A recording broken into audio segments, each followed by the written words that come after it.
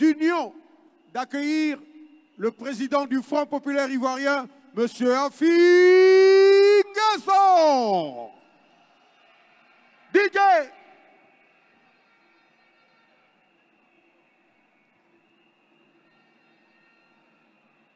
On applaudit, les gars.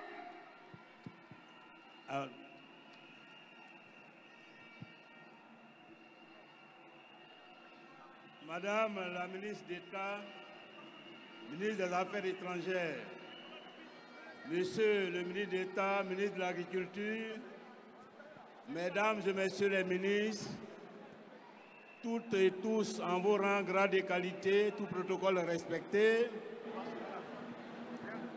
Mesdames et Messieurs les officiers généraux, officiers supérieurs de l'armée de Côte d'Ivoire, Mesdames et Messieurs les membres de la direction du Rassemblement des oufouettistes pour la démocratie et la paix, chers amis, chers frères et sœurs, vous tous qui avez accepté d'être là ce jour, je voudrais vous saluer et vous dire infiniment merci de votre présence. Je vous salue au nom des militants du Front populaire ivoirien, au nom des démocrates du Côte d'Ivoire, parce que l'événement qui nous rassemble aujourd'hui est un événement qui dépasse le cadre des partis politiques. C'est un événement qui rassemble les fils et les filles de Côte d'Ivoire. C'est un événement qui témoigne de la cohésion de notre peuple, du peuple de Côte d'Ivoire. C'est un événement à l'honneur de la nation ivoirienne, à l'honneur des institutions de la République. Et c'est pour cela que nous sommes là. Nous sommes là pour dire que là où commencent les intérêts de la Côte d'Ivoire, là où les institutions de la République de Côte d'Ivoire sont en jeu, s'arrête l'intérêt des partis politiques, l'intérêt partisan, l'intérêt personnel.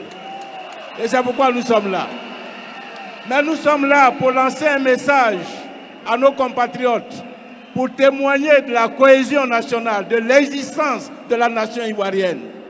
Vous savez, dans un pays, ce sont ces genres de situations qui sont des tests de l'existence de la nation, qui sont des tests de savoir si ce peuple est un peuple uni, si ce peuple est un peuple frère, si ce peuple est un peuple solidaire, si ce peuple est suffisamment cohésif pour faire face à tous les défis de son développement économique et social.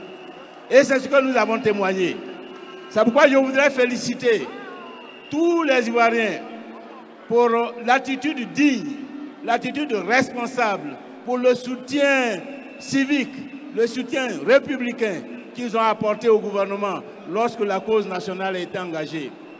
Saluer les familles de nos 49 militaires qui ont vécu des moments douloureux, des moments d'angoisse, mais qui sont restés dignes parce qu'ils savaient qu'ils peuvent faire confiance à la Côte d'Ivoire, parce qu'ils savaient qu'ils peuvent faire confiance au chef de l'État, le président Alassane Ouattara. Allez!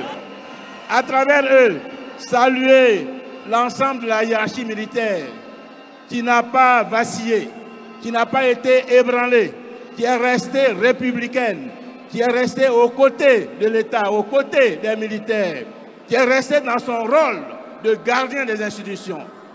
Merci, chers officiers généraux, parce qu'aujourd'hui, en Afrique, vous savez bien que l'armée est au centre des débats politiques, dans son rôle vis-à-vis de la République. Doit-elle s'impliquer dans le jeu politique ou doit-elle être digne et responsable derrière les institutions? Ici en Côte d'Ivoire, nous sommes en train d'administrer une leçon à l'ensemble de l'Afrique à travers l'attitude de notre armée, à travers l'attitude de notre peuple. Et ce sont ces messages que je suis venu vous délivrer au nom du Front populaire ivoirien pour dire encore une fois bravo au chef de l'État, le président Alassane, bravo au gouvernement et que vive la République de Côte d'Ivoire. Merci beaucoup.